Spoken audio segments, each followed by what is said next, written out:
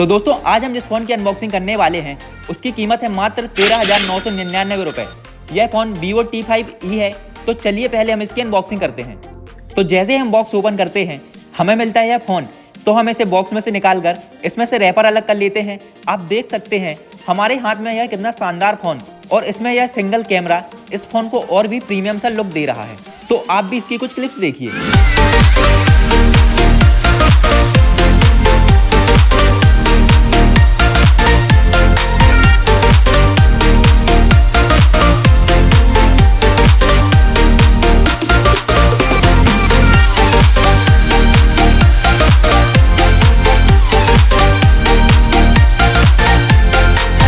इसके बाद बॉक्स में यह ट्रांसपेरेंट कवर आता है और इसके कुछ पेपर्स।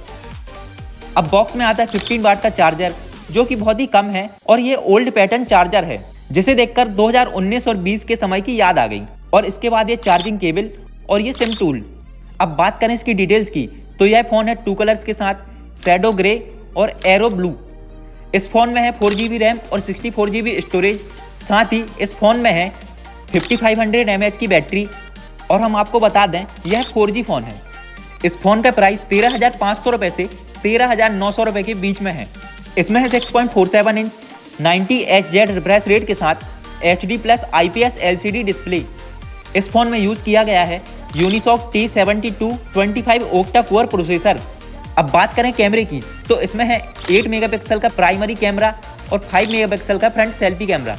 तो हम इससे कुछ फोटोज, वीडियोस और पोर्ट्रेट्स निकालेंगे तो आप भी देखिए।